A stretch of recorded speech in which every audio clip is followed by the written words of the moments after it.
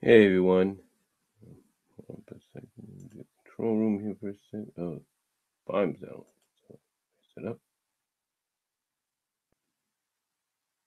There we go. Set up this morning. Sorry about that. The volume was down. Uh, but good morning, folks. Yeah, it's early and stuff, but I slept a lot yesterday. Just rested. I think my body just needed to rest.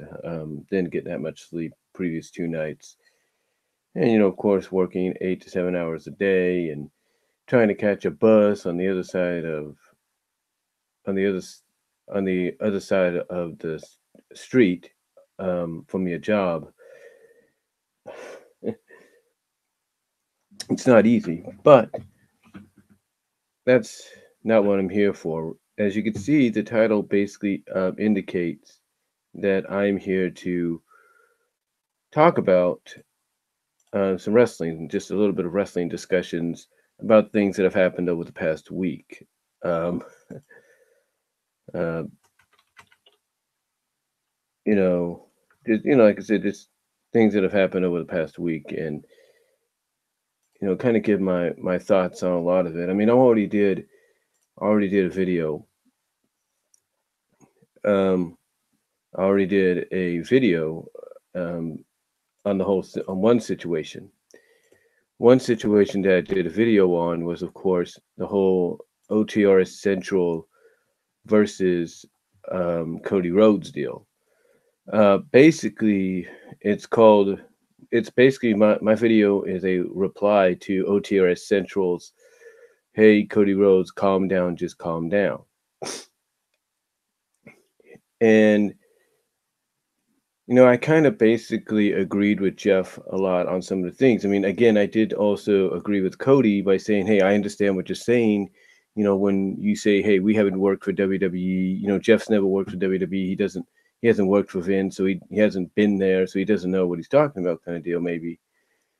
But what Jeff is doing was, as I put it in that video, giving his opinion as a fan, as someone that could see it with their own eyes, that something just isn't right here. That when it comes to certain stars, WWE, or it comes to certain individuals, WWE doesn't want to push them. So all Jeff was trying to do, along with other people, was try to make the point that it's it basically wasn't anything personal. I mean, all he was trying to just point out was the fact that Cody, of all people, should know, especially after what he said in the past, about what WWE is capable of when it comes to holding people down. And again, he didn't mean no harm, but apparently Cody took it out of strife or took it out of context and has basically tried to prove in Jeff and anybody else that sides with Jeff wrong. You know, he's trying to, de what's the word? He's trying to devalue Jeff's opinion, and all Jeff is doing as a fan is just doing that. He's just giving his opinion. And then, he did another video, OTR Central, Jeff Siegel, the Slag Daddy. He did another video, which is a follow up. And basically, it was a follow up saying that he had enough evidence overall to prove that he was right in what he was saying and Cody was wrong. So he even used Cody's own words to prove that fact. I mean, Cody had come out and said that Vince McMahon never saw a world champion in him. And, you know, maybe from Cody's perspective, that could be understandable. But what I pointed out, I think, in my response video to Jeff's first video, was the fact that I think somewhere along the lines, because it's about a 57, almost an hour long video, a response video that I did, but somewhere in there, I mentioned the fact that Vince, even though he can, even though, h- how do I put this? Even though he'll act like he doesn't hold a grudge against the Rhodes family, he doesn't hold a grudge against anybody. The truth is, he still does, and he still does in some way. He holds a grudge he still, in a sense, holds a grudge against the Rhodes family. That's why Cody never became world champion, even though there were various times throughout his run in WWE where he had the opportunity to do so, and WWE could have got a great investment out of it. But because of who Cody was tied to, who who Cody was related to, it just, I guess, in a sense, there's an old saying that people are going to hold grudges for a long time, and are going to continue to hold grudges for as long as they live or something. And that's exactly what I guess Vince is doing. You know, you think Vince would let this go after, with all due respect, Dusty Rhodes passed away. You think he would let it go. You think even after, I guess at the behest maybe of his daughter and Triple H, created a statue in Dusty Rhodes' image, you know, to pay homage, to pay tribute to him, to honor his legacy. You think maybe they would have let it go then, but Vince would let this grudge go, but he doesn't. Because you got to remember this. There were several times that Dusty would run a show up against Vince McMahon's. Before Dusty even came to WWE, he would run a show up against Vince McMahon when he was helping with the Crockett promotion, with the um, pre WCW days. He would run shows up against them. There was a time that I think one of the most notable ones um, was the fact that he ran, I think, Starrcade, Chi-Town Rumble, whatever it was, up against Survivor Series. And Vince basically threatened the cable companies, hey, you run this, you ain't running us no more. And I don't know. So to me, it's more along the lines of the fact that Vince still has a grudge, in a sense, with the Rhodes family. I mean, if he didn't have a grudge, then he would have let Cody Rhodes use his family name for, to get more bookings, to get more established, if you will. He would allow Cody to use that name, like I said, to get more bookings, to get more appearances made, and to get more opportunities in various independent promotions in country and around the world. Perhaps have more of an opportunity of being a world champion besides with Ring of Honor. You know, it's the fact that Vince holds a grudge against the Rhodes family, no matter what people want to say. Why do you think? Why do you think only on occasions will he let Goldust go back to being Dustin Rhodes? It might be at the behest of Triple H and Stephanie saying, "Hey, this can work in storyline or in context," or it might be at the behest of somebody. But the point is, most of the time, everybody knows who Goldust is. It's acknowledged who Goldust is. But they did a major storyline with the Rhodes against the Shield, basically the Rhodes against the Authority, the McMahons, if you will.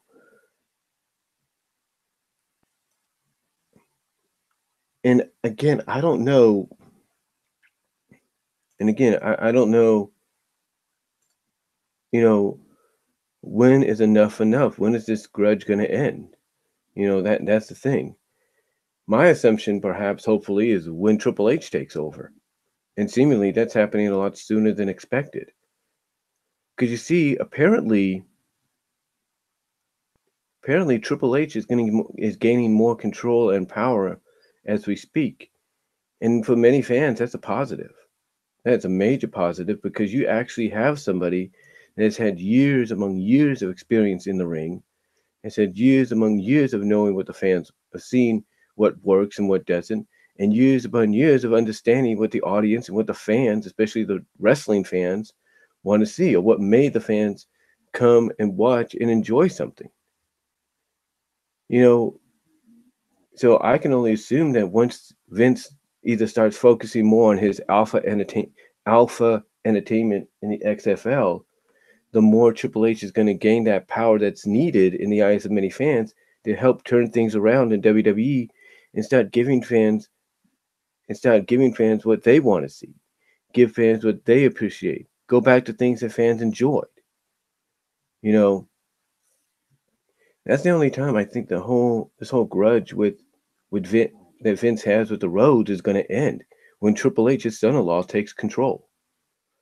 And speaking of Triple H, I mentioned that he's starting to slowly gain power day by day because Vince is focusing more on his Alpha Entertainment in the XFL. One of the biggest examples is over the past 2 weeks, this past Tuesday and last Tuesday, Triple H took over 205 Live. Triple H and somebody by the name of Jonathan, I can't think of his name, that I guess Triple H knows he can trust, have taken control of 205 Live. And you can definitely see that because apparently Vince's idea along with Kevin Dunn was to make 205 Live a cruiserweight show focusing on the cruiserweights, a character-driven show. And this is where I talked about one time whether or not Vince. There's a saying for it, but there's something to where I believe, and maybe I'm wrong. God, if I'm wrong, please forgive me for saying this. Lord, if I'm wrong in saying this about Vince McMahon, please forgive me. In your name I pray, amen. But there's something, a kind of a medical condition or medical condition where somebody could flash back and think they're back in the 1980s or the 90s, early 90s. Basically, someone who should be focusing on the here and the now, which Vince does show that he can and will, sometimes can have mental flashbacks. And I'm wondering, Lord, again, forgive me for saying this, but I'm wondering if Vince McMahon has mental flashbacks to where even though even though he tries to be in the here and now, that at times he starts flashing back to the Federation years of the 80s and the early 90s. And that's maybe why he put 205 Live, wanted to make 205 Live originally a character-driven show. Because he probably looked at it and said, like, he probably looked at it and go like, that's what it's going to be. Instead of just cruiserweight high flying, it's going to be character driven because this is the 2017, and that's what people wanted, the cruiserweights. Yes, because that's the 2017. And I'm just wondering, and again, dear Lord, please forgive me for making that impersonation. In your name I pray. Please forgive me, Lord. In your name I pray. Amen. But one has to wonder if maybe that's his mentality at times, that he gets these flashbacks or something and thinks he's back in the Federation years when he takes something to task or he wants to post focus on something. And I'm only assuming that what happened with Enzo Amore finally woke him up and made him realize, oh, maybe this isn't maybe 205 Live isn't a good idea for a character-driven show. And maybe he got a lot of complaints, not just from the fans, but in the insiders, but from people in his own company. That's why I think he finally decided, you know what? I don't want nothing to do with 205 Live anymore. Triple H, you take it. You work your magic and do what you did with the Cruiserweight Classic. Apply it here and see what happens. And that's apparently why now we have Drake Maverick, a.k.a. Rockstar Spud, as the Cruiserweight General Manager, 205 General Manager, and why we now have a 16-man tournament with, I think, 2 matches a week leading up to WrestleMania. So that's pretty cool. So that's pretty good. And that is a definite step in the right direction. Because this is necessary for a show for 205 Live to really become relevant and get people's attention. The only problem is right now it still comes on after SmackDown. And one thing I think the Lex Man brought up was If you're going to have 205 Live, I've go through this soft reboot, this soft renaissance, and go back to what made the cruiserweight, and go back to what helped bring it to the dance originally, and that is basically what made the cruiserweight classic a favorite of a lot of people. Then I think the Lex man's right. You either got to put it, you either got to film it back to back with NXT in an established setting where you know fans will have more favoritism for it and appreciation for it at Full Sail, or in this case, center stage at times, or you do it before SmackDown. You know, here's the thing. Why do you think people had an appreciation, even though it didn't do so well, especially in his later years? Why do you think people had an appreciation for the WWE ECW? Because it came on before SmackDown. Yeah, it came on before SmackDown.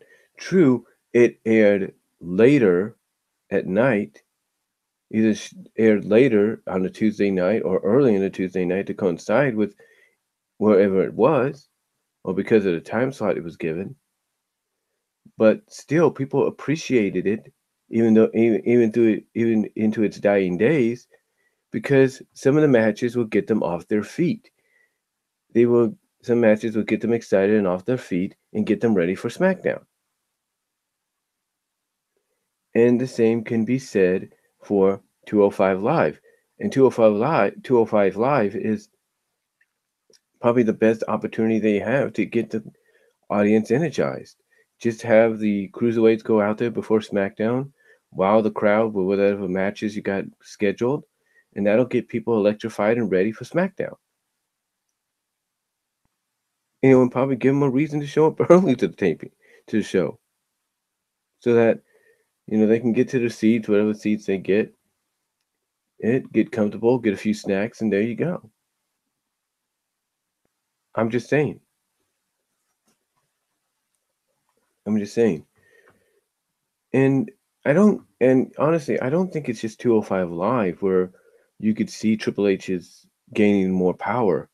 There are several spots on Raw. Raw is becoming a better show. Some credit Ryan Ward as being creative writer, possibly for Raw now, being part of it. But you can also tell that Triple H's handprints are there, there in some ways.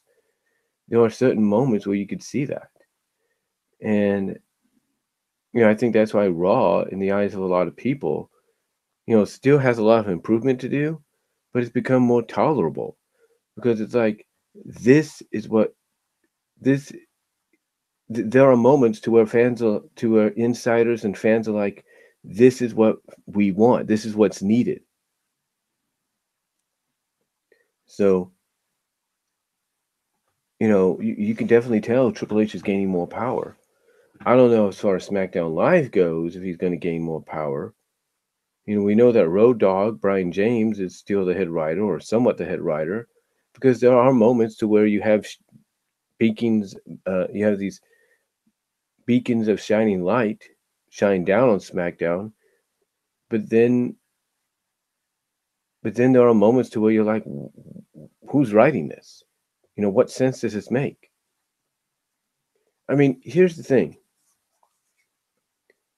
Here's an example where some fans feel that SmackDown is failing. Is failing where it should be better. And that is the whole AJ Styles situation with Zayn, Owens, you got Daniel Bryan, Shane McMahon. You're like, what sense does this make? I mean, AJ basically interferes in a match to where he would, and whoever won would he would have whoever won he would end up facing for his championship at Fastlane. So instead of letting Owens and Zayn beat the hell out of each other and having one win over the other, AJ interferes, beat the hell out of both guys. Daniel Bryan comes out and says, okay, we're going to have a triple threat. But then to play into this rivalry, this budding rivalry of power between Daniel and Shane, Now you have Shane going on Twitter and saying, okay, here's what we're going to do. Dolph Ziggler comes back to SmackDown next week, faces Baron Corbin. Whoever wins gets into the championship, and we'll make it a fatal four-way. And here's what's confusing. Speaking of Dolph Ziggler, he wins the U.S. title, vacates it, walks away, comes back at the Royal Rumble, and instead of capitalizing on the idea of, hey, this is his opportunity to show that he's the best in the world, he gets eliminated within 90 seconds of being in there. He's gone a few weeks after that. He doesn't appear on television after a few weeks after that. He doesn't show up on the SmackDown after the Rumble, and he doesn't show up on this SmackDown, and yet he's coming back to face Baron Corbin next week on SmackDown. Now with the added caveat that, hey, Dolph, you win, you'll be inserted in the WWE Championship match.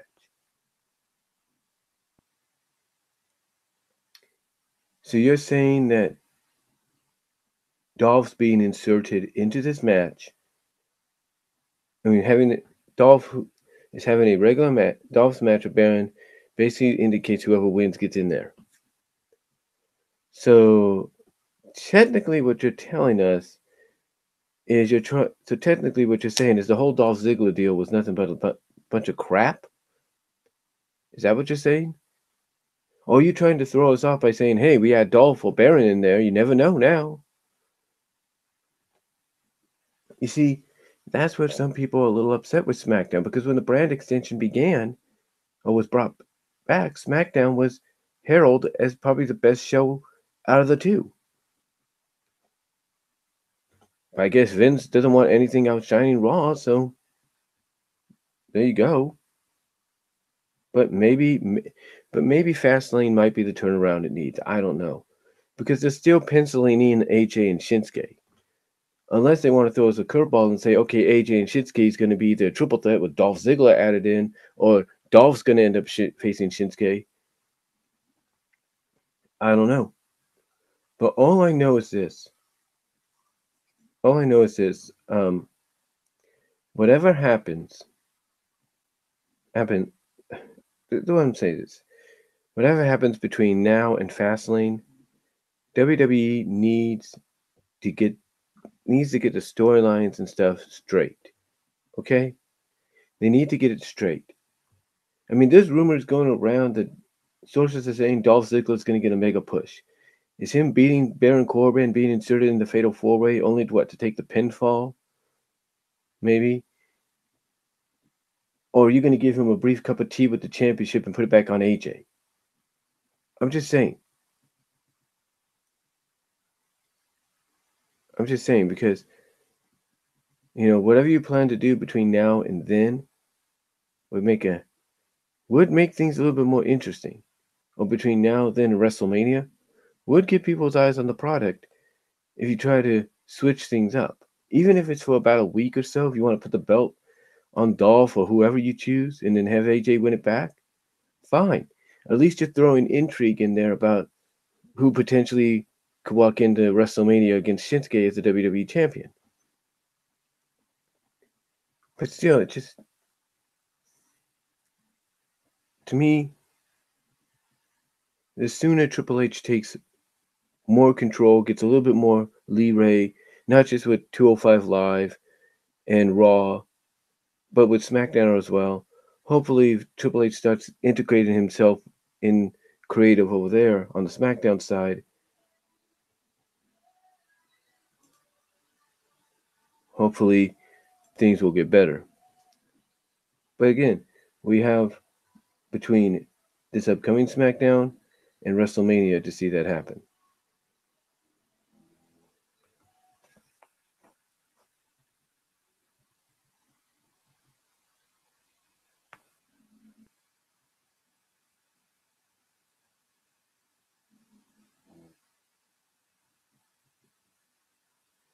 Sorry, just checking something. But we have between now and WrestleMania to see that happen. Anyway,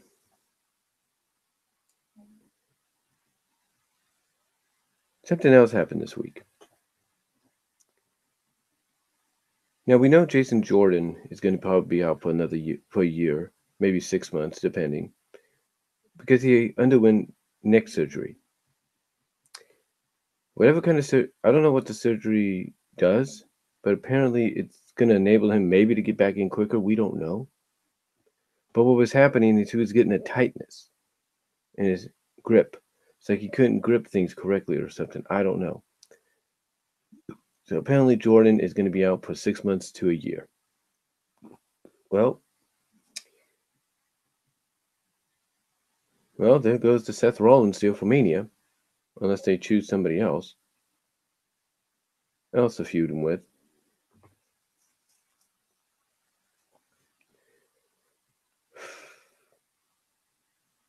But speaking of Raw, it was on Raw this past week that we got the reveal of who will be facing Alexa Bliss for the Women's Championship in the Women's Elimination Chamber match.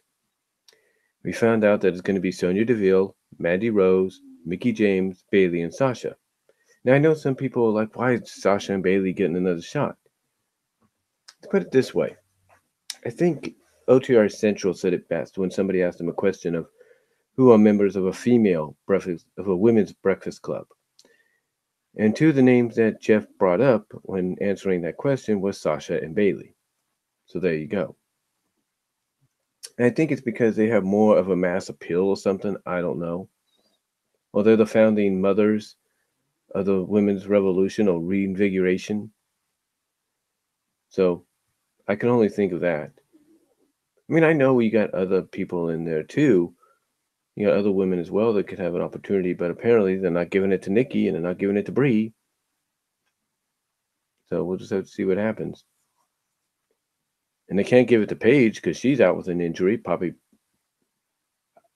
possibly indefinitely, if you know what I mean. So we'll just have to wait and see what they do.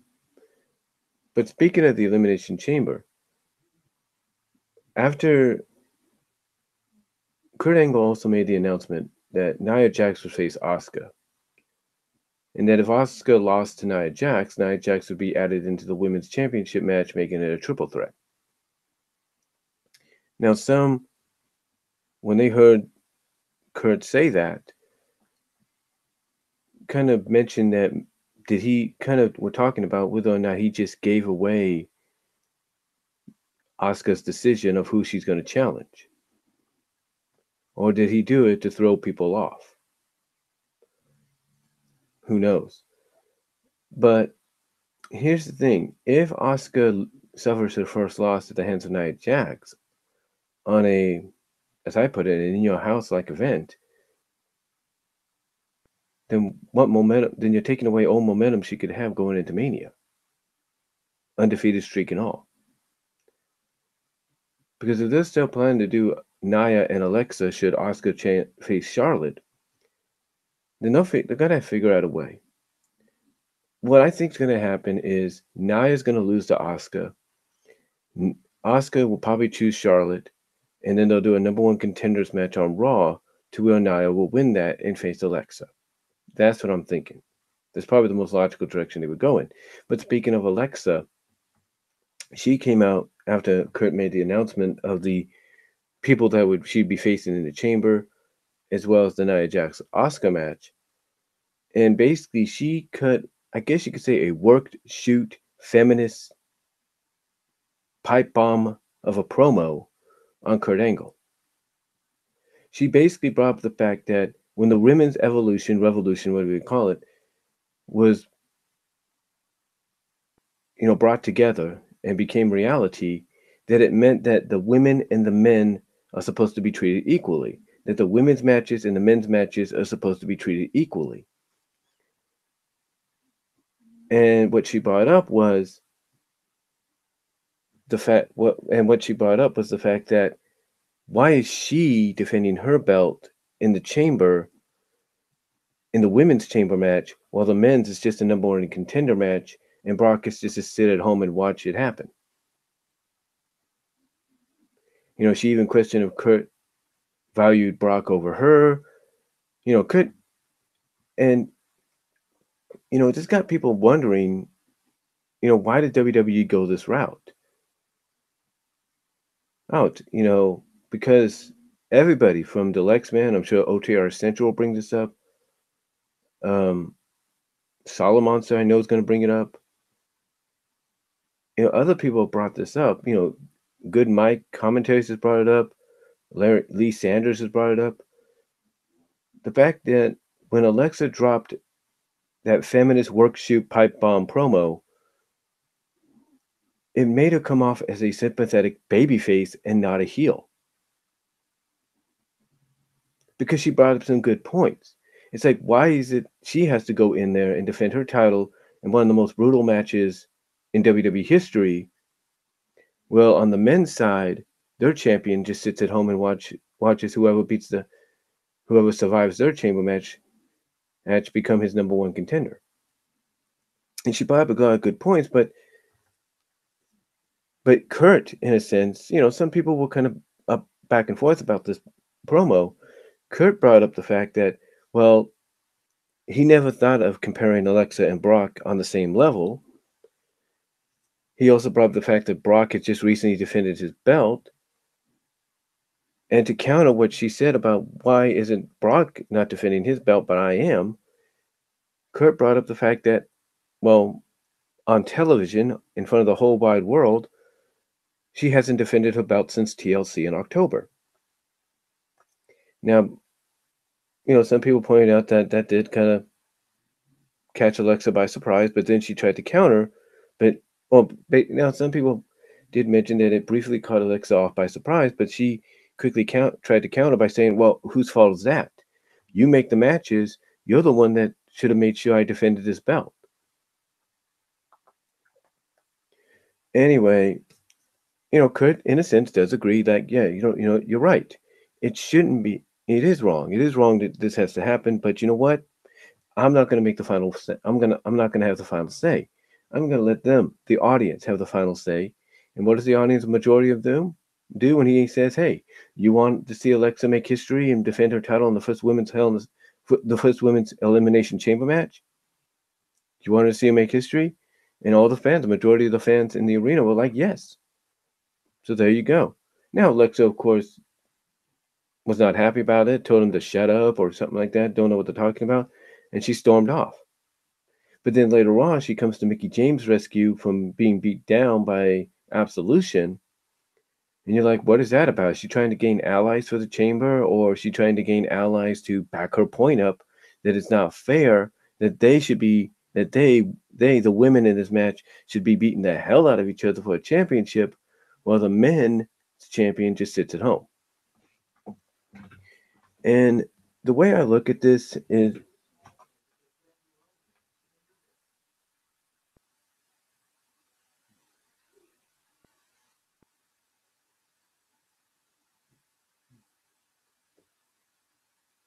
and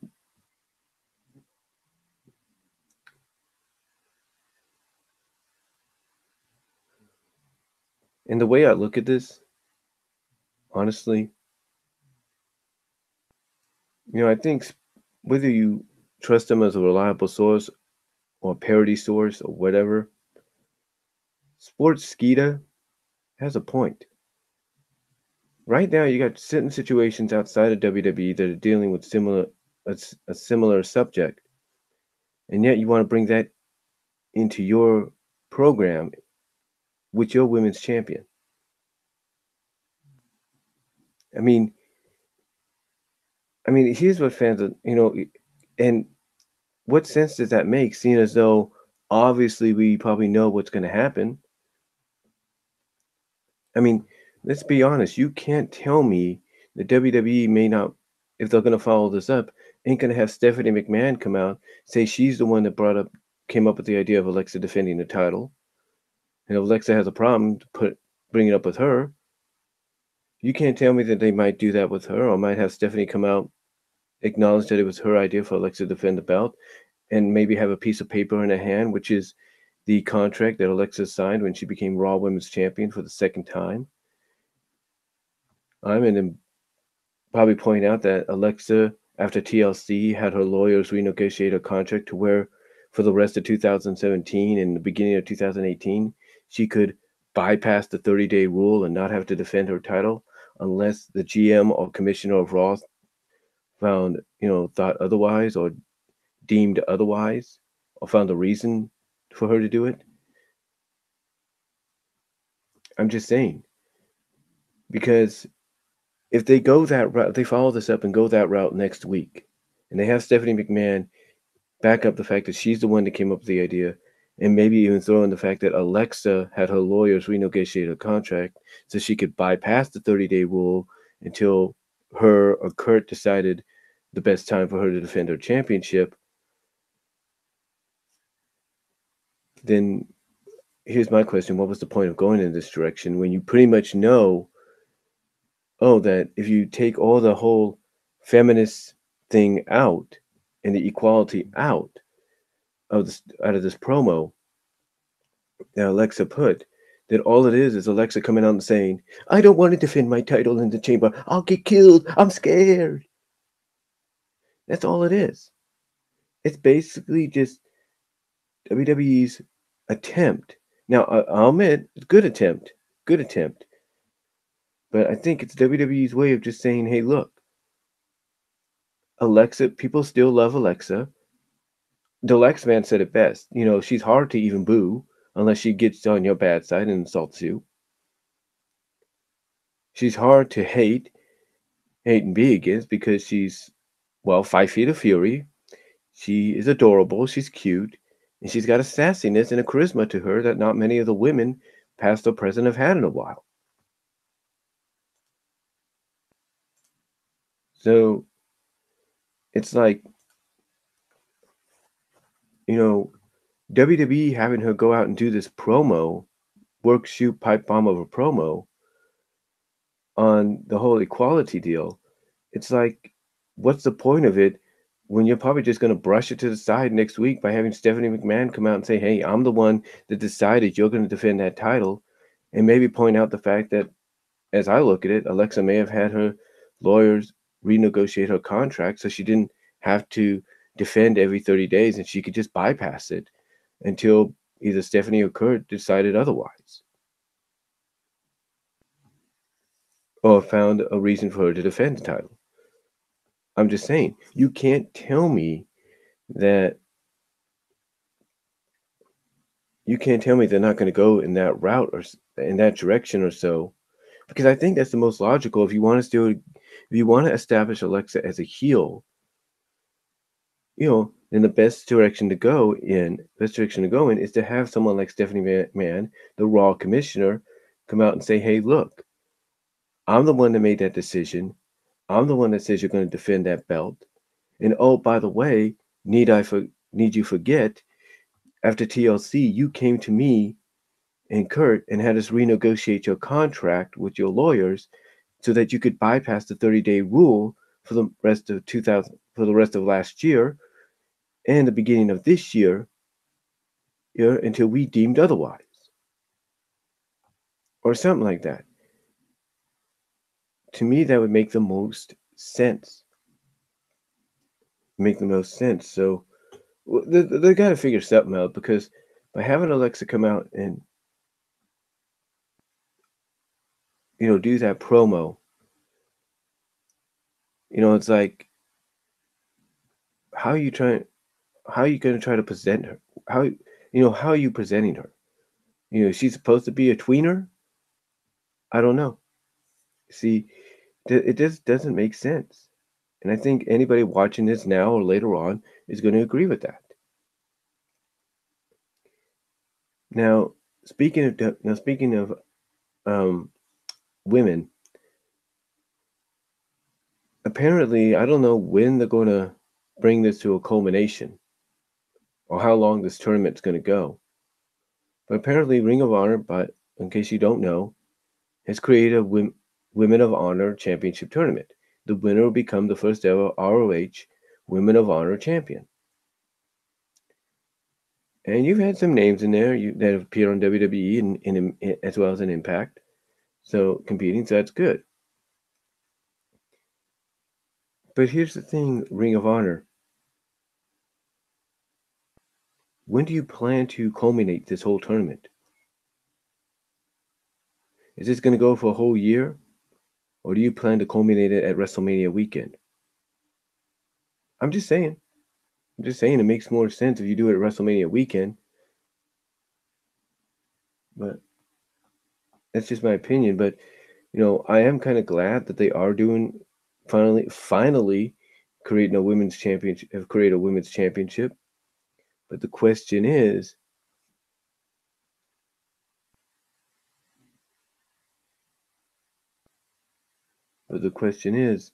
how long is this tournament going to go? Is it going to go till Supercard of Honor, which is WrestleMania weekend? Is it going to go to All Star Extravaganza, or is it going to go to Final Battle? That's what I'd like to know. I'm sure a lot of people would like to know that too.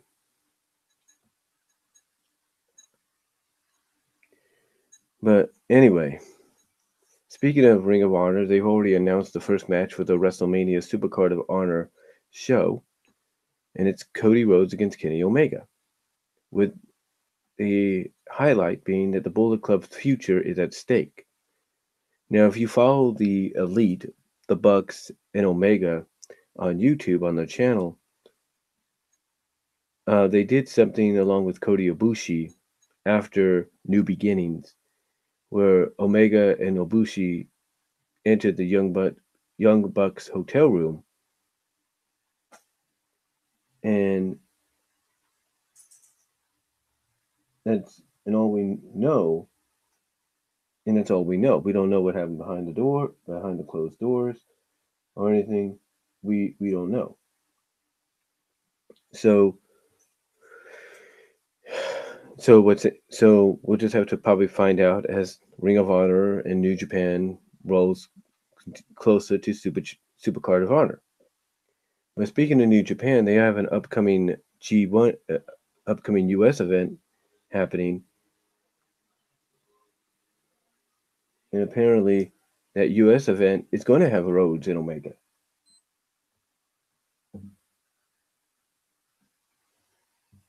So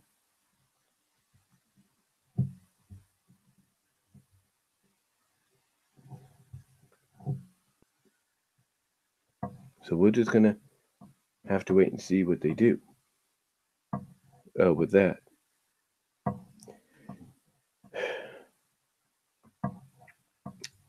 Anyway,